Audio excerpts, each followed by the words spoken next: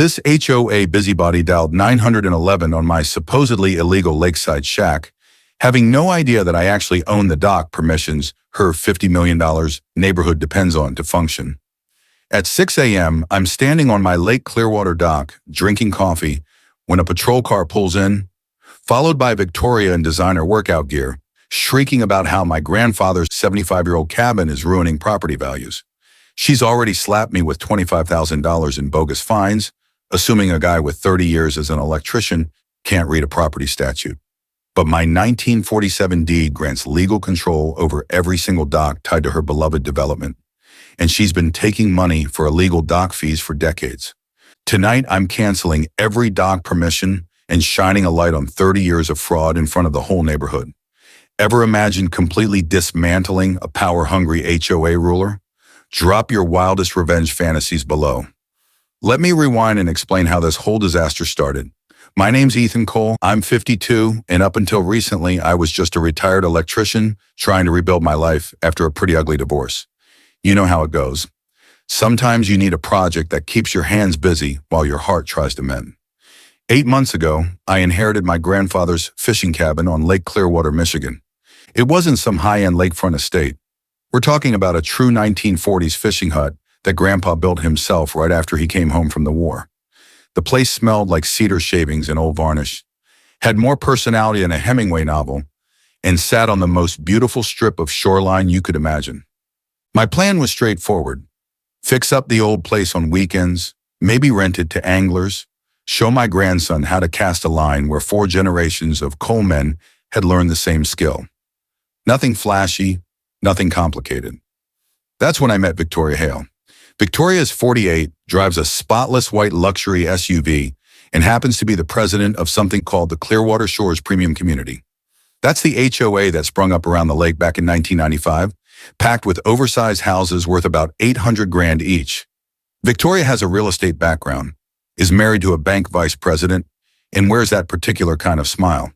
You know the one I mean, sugary sweet, until something doesn't go her way. The first time we crossed paths, I was out on the dock sanding down some weather-beaten boards, feeling those smooth river stones under my boots where Grandpa had laid his little walkway. The morning sun was just starting to hit the surface of the water, and I had that perfect, peaceful moment you only get on a lake at sunrise. Then I heard the click, click, click of heels on dock planks. "Welcome to the neighborhood," Victoria chirped, but her eyes were already taking inventory of everything she disliked about my place. I straightened up, brushed sawdust off my hands, and tried to be friendly. "Morning, ma'am. Gorgeous day, isn't it?" "Oh yes, beautiful," she said, instantly shifting gears. "I'm Victoria Hale, HOA president. I wanted to talk to you about getting your property in line with community standards. I've been around long enough to know when someone's trying to run game on me." The way she spit out the word property like it was something filthy, the smile that never reached her eyes, I knew right then I was dealing with a professional manipulator. "Well, Victoria, I appreciate the concern, but this cabin was built in 1947, long before any HOA existed." I pulled the original building permit from my back pocket. I'd started carrying it after a few neighbors had been giving me strange looks. "Everything's legal and grandfathered in." That's when her pleasant facade cracked a little. "That old shack doesn't belong here anymore. Our community has standards, and frankly, it's dragging down everyone's property values." I kept my tone calm and even. "Ma'am, I don't think you understand the situation." She stepped closer and I caught a whiff of her expensive perfume mingling with the cool lake breeze. "Oh, I understand perfectly. You have 2 options. Bring that cabin up to our community standards, or we'll find a way to get rid of it. This is a premium neighborhood, Mr. Cole, and we intend to keep it that way." Here's the thing about people like Victoria. They're used to folks folding the second they toss their weight around. They rely on intimidation and the assumption that regular people can't push back against their lawyers, connections, and HOA boards. But what Victoria didn't realize was that my grandfather wasn't just some old fisherman. He was the kind of man who read every contract, saved every receipt, and never tossed out a document that might matter down the line. And he taught me that patience and preparation always beat loud threats and posturing. "Victoria," I said, sipping my coffee while watching a great blue heron hunt in the shallows, I think you're about to learn something interesting about this old place. Victoria wasted no time keeping her promise. 3 days after our dockside chat, I got a surprise visit from the county building department. I was installing new cleats on the dock when an inspector rolled up, clipboard in hand, and a sour look that said he'd already decided what he was going to find. Ethan Cole, I'm here about a complaint regarding unpermitted structures on this property. The complaint came on official HOA letterhead, signed by Victoria herself, claiming my cabin violated lake setback rules and had multiple unpermitted modifications that supposedly endangered the community. The inspector wandered around taking photos, but strangely, he only seemed focused on the rough exterior of the cabin, not the solid foundation or the careful restoration work I'd been doing. Here's where Victoria made her first serious mistake. After 3 decades as an electrician, you pick up a thing or two about permits and inspections. You also learn to keep your paperwork organized and your documentation airtight. I walked over to my truck and pulled out Grandpa's old metal file box, the same olive drab military surplus container he'd used to store important documents since 1947. The hinges squeaked as I opened it, and the scent of aged paper and decades of memories drifted out. Inspector, before you finish that report, you might want to look these over. I laid out the original survey maps, the 1947 building permits, and letters between Grandpa and the county from when he constructed the cabin. Every single piece of paperwork was immaculate, ordered by date, and stamped with official seals. The inspector's demeanor shifted faster than a Michigan weather front. Sir, your paperwork is actually better than most new builds I see. That's when I mentioned something I noticed during my morning coffee on the porch. You know, while you're checking setbacks, you might want to measure some of those newer homes. I have a feeling a few of those HOA houses have decks that stretch right over their lot lines, including Victoria's. Her deck, the one she used for her wine and gossip nights, stuck a full 3 feet into what was technically easement land. The inspector added it to his list of violations that very afternoon. Let me share a lesson I picked up from all those years pulling permits. Older, grandfathered properties often have stronger legal footing than newer developments. Always dig into original permits and surveys before throwing around accusations. Victoria got her violation notice the same day that received a clean inspection report.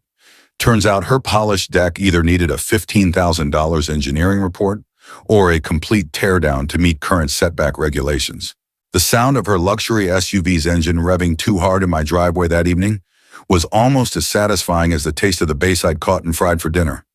But Victoria wasn't finished. Not even close. That weekend, my neighbor Hank, a 78-year-old retired machinist who'd known Grandpa, stopped by with a 6-pack of Budweiser and a few stories I'd never heard. Your granddad was sharp as a tack, Hank said, settling into one of the old Adirondack chairs on my porch. He knew they'd try to develop this lake someday, so he made sure to protect what mattered. Meanwhile, Victoria was busy launching her social media offensive. A Facebook group called Protecting Our Community Standards appeared overnight, complete with unflattering photos of my cabin and captions about protecting property values. She had a knack for making restoration look like destruction and progress like decay. I stayed out of it.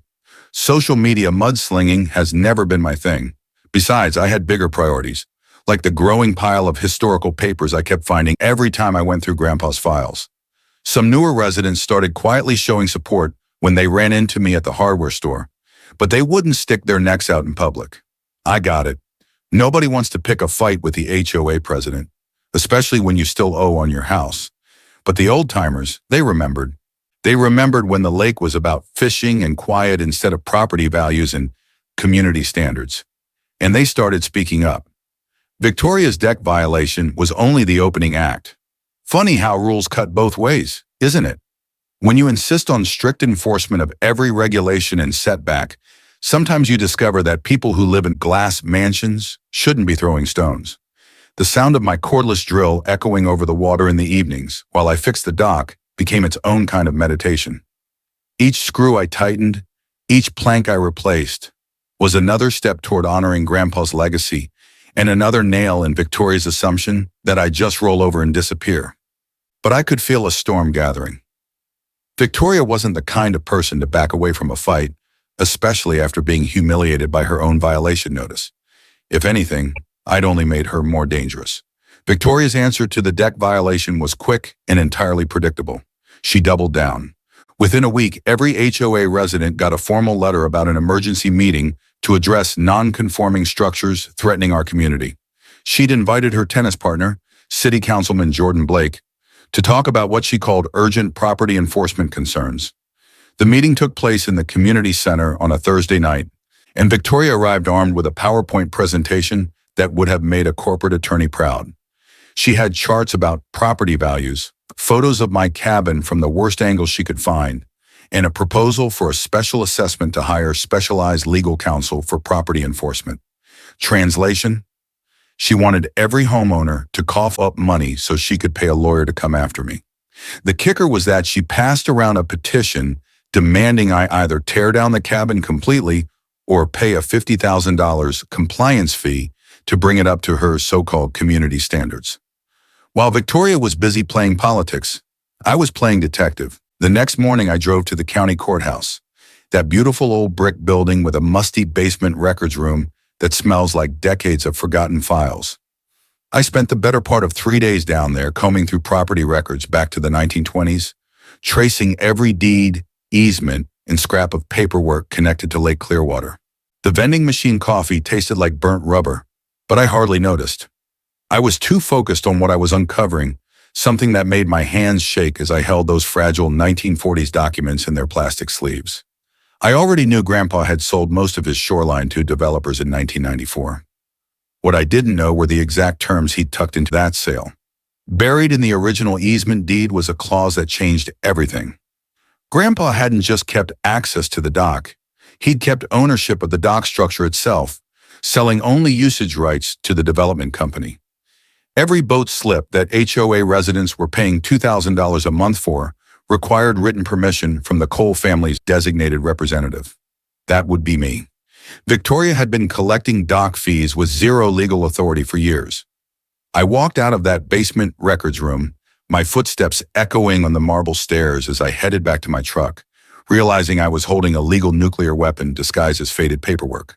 But I'm not someone who rushes to push the red button without offering diplomacy first. I scheduled a meeting with the HOA's attorney, a polished guy in his 50s who probably billed more per hour than I used to make in a week.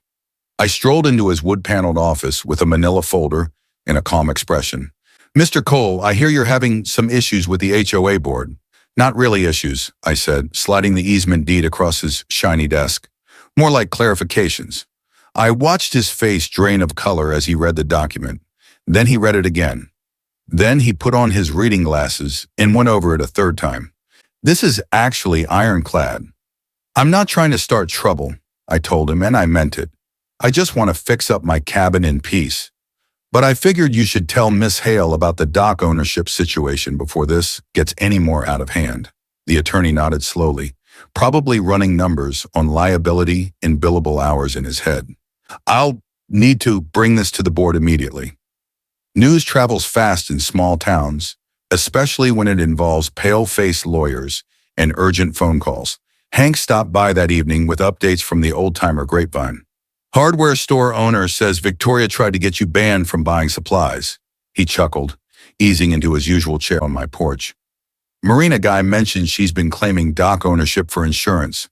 The weight of those old documents in my hands, the smell of aged paper, and looming legal consequences. The sound of Victoria's carefully curated world starting to crack. It was all building towards something bigger than either of us expected. Victoria's first reaction was straight-up denial. "Some old paperwork doesn't override modern property law," she told anyone willing to listen. But behind the scenes, according to Hank's sources, she was panicking over the potential fallout from all those dock fees she'd pocketed. Here's what I discovered about easement rights that every property owner should keep in mind. Access and usage rights can outrank HOA authority, so always review the original development agreements before you buy waterfront land. By week's end, Victoria was assuring people they'd fight this in court if they had to. She was doubling down again, just like I knew she would. What she didn't realize was that I was only at the beginning. And unlike her posturing and empty threats, everything I had was backed by decades of careful record-keeping and solid legal precedent. The dock fees were just the tip of the iceberg. Victoria's desperation was starting to show, and desperate people tend to make clumsy mistakes. Her next move was to insist my dock work violated some kind of historic waterfront preservation, which was pretty rich considering her neighborhood had paved over half the natural shoreline for their boat slips. She filed a complaint with the state environmental agency, accusing me of unapproved lake alterations that supposedly threatened the ecosystem.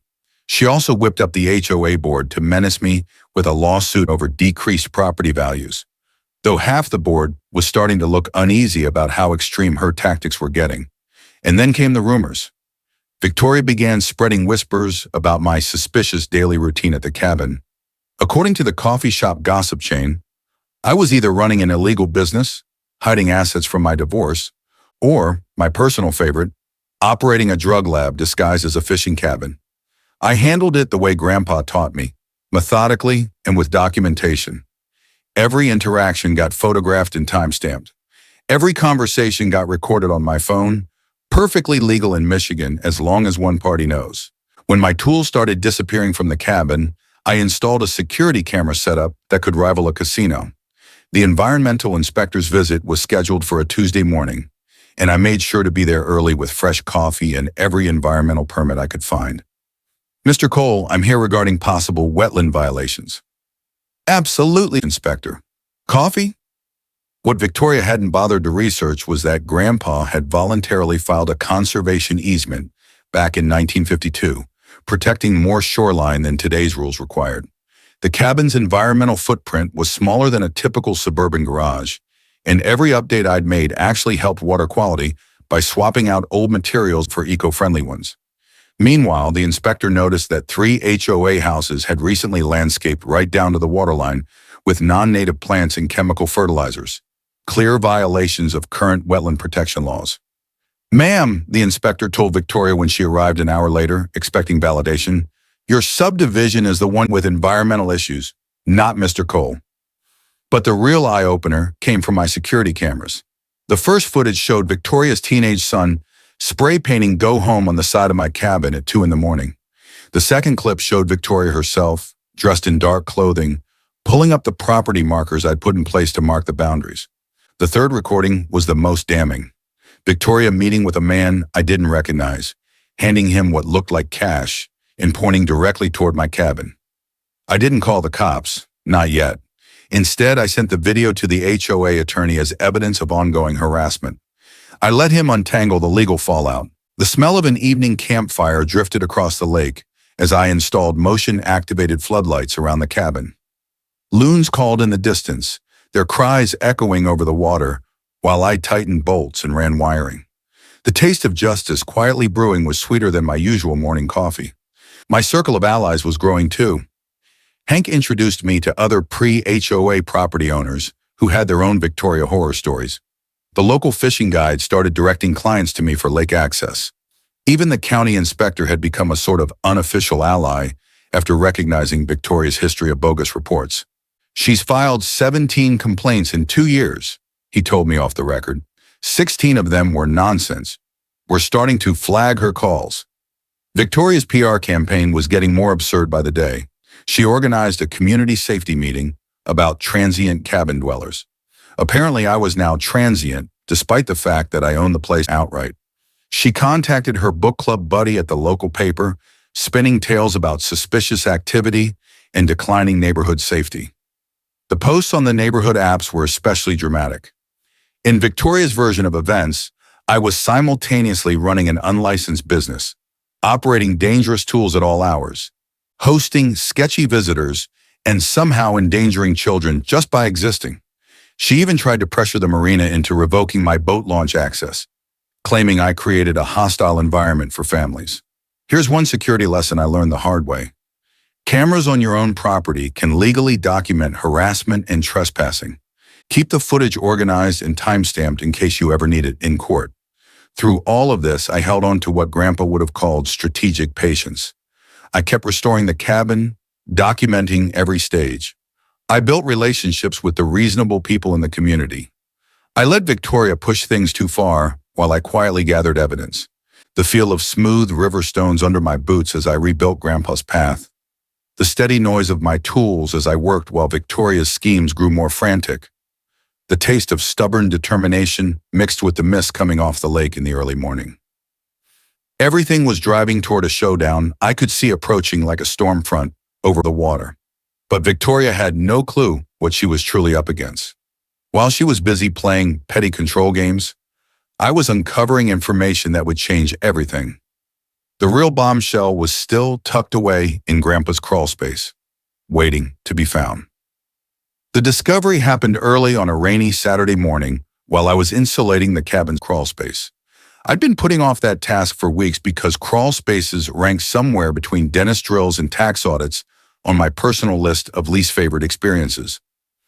I was lying on my back with a flashlight in one hand and insulation in the other when my elbow knocked against something metal wedged between two floor joists.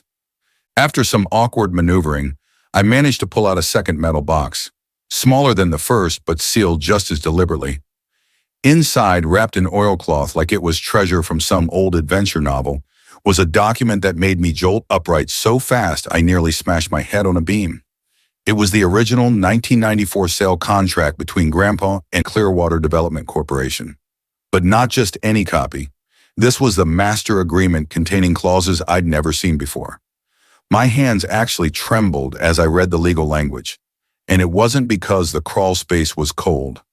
Grandpa hadn't only kept ownership of the dock, he had retained approval authority over every single water structure on the entire lake.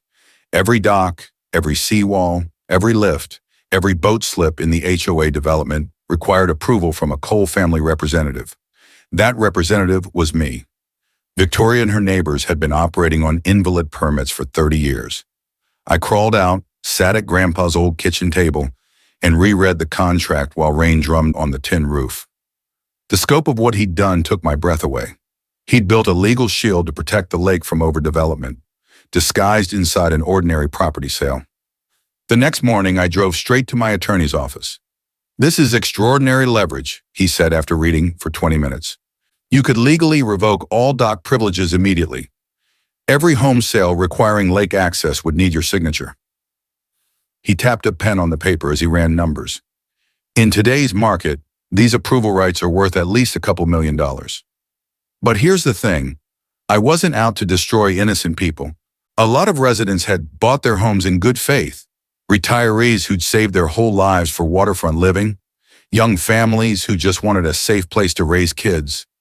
My goal wasn't scorched earth, it was fairness. Sitting on the dock that evening, watching the sunset turn the water golden orange, I thought about what Grandpa had really wanted. He loved this lake more than anything. He wanted stewardship, not greed. He wanted to protect something beautiful, not weaponize it. The loons calling across water sounded just like they had when I was a kid.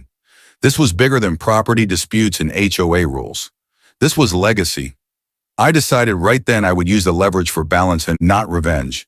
I'd seek a peaceful arrangement, recognition of my cabin's protected status, Victoria's removal from lake-related authority, and long-term cooperation. Victoria had built her authority on phantom fees and invalid permits.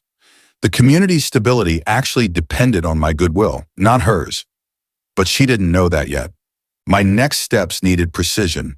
The planning phase began with the kind of careful strategy a general might admire. I wasn't just preparing a legal response. I was rearranging the entire balance of power in the community. Hank became my unofficial strategist, stopping by each evening with intel from the old-timer network. Victoria took out a home equity loan using her dock permit as collateral. He told me one morning, bank needed proof of permanent lake access. That was leverage I could use. The marina owner, Ron, handed me his records of dock fee payments. Victoria's bookkeeping was, generously speaking, creative.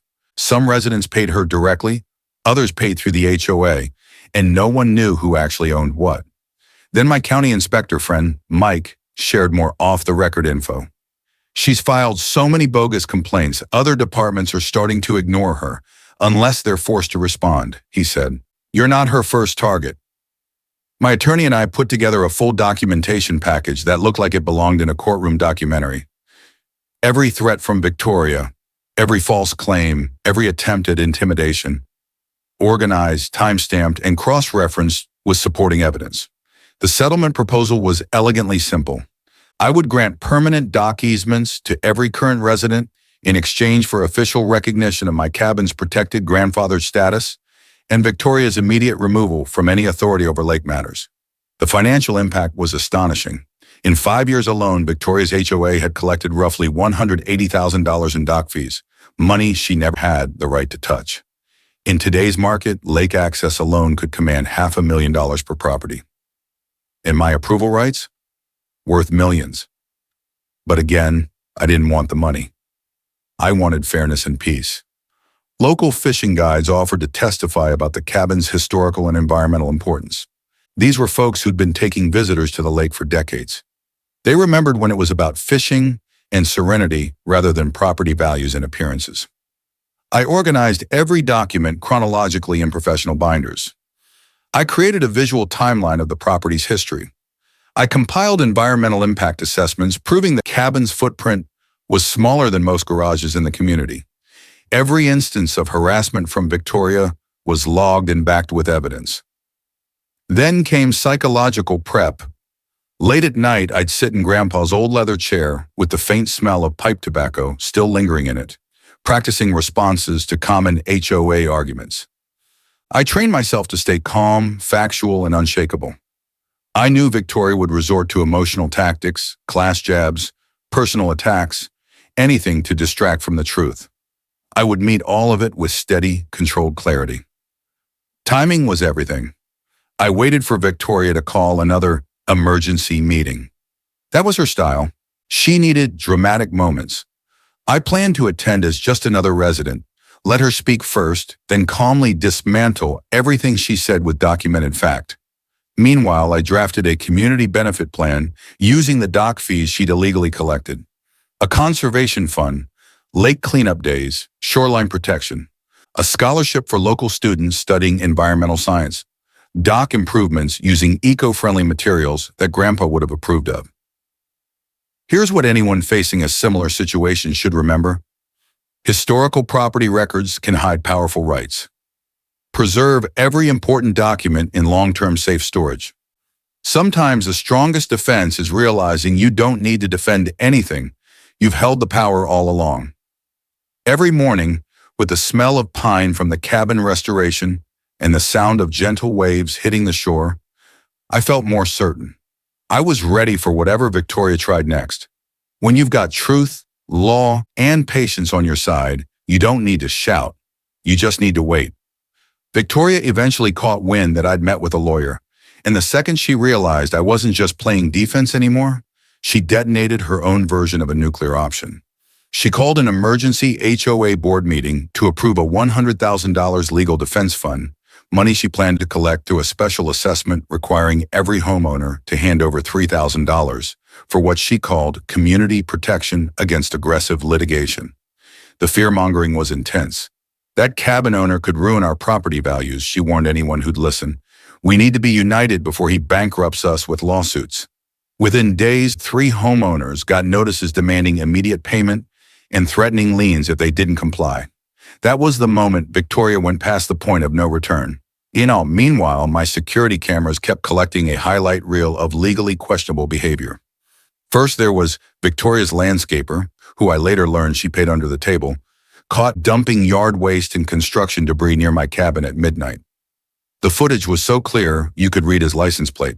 When I confronted him, he panicked and admitted everything on the spot. She paid me $200 to make it look like your place was attracting trash, he said. She claimed it was for insurance stuff.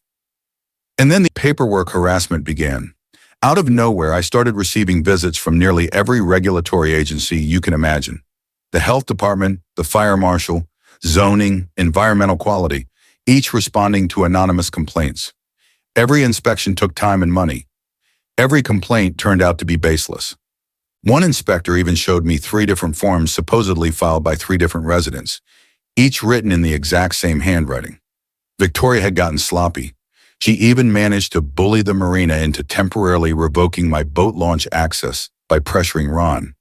She told him I was creating a dangerous, hostile environment for families and threatened to rally the HOA to boycott his business if he didn't cooperate.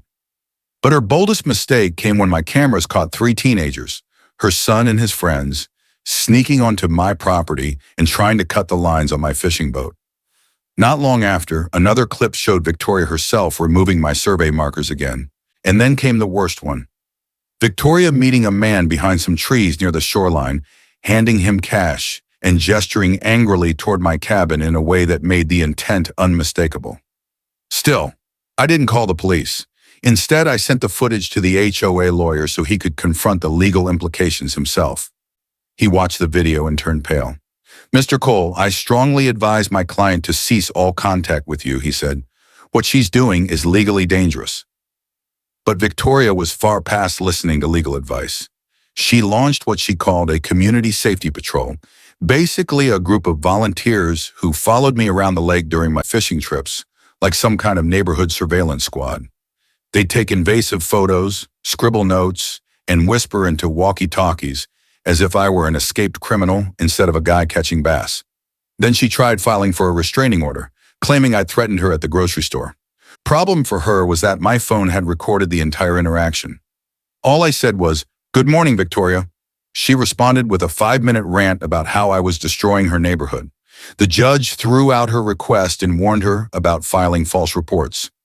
The community began splitting into factions. Reasonable residents, sick of Victoria's theatrics, quietly resigned from the HOA board.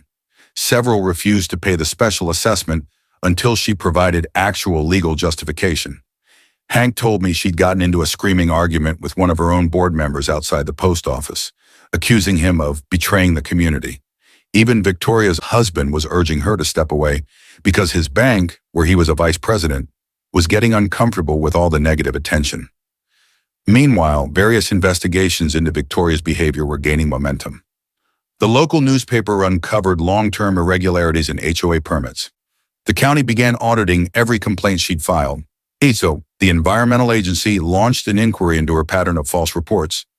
The sheriff's department flagged her home as a frequent filer of baseless complaints after 17 calls in 2 months. My documentation was airtight. My legal position was unshakable. My patience was stronger than ever. While Victoria spiraled, I kept restoring the cabin, tightening bolts, replacing boards, drinking morning coffee by the water, listening to loons calling across the lake. Every steady swing of my hammer felt like progress. Every repaired beam felt like reclaiming more of Grandpa's legacy. Victoria was setting up her own downfall. And then it happened. She called one final emergency HOA meeting. The big one. The showdown. The night she intended to expose me and win the community once and for all. She invited the city councilman, the county commissioner, the local press, even a few neighboring lake associations.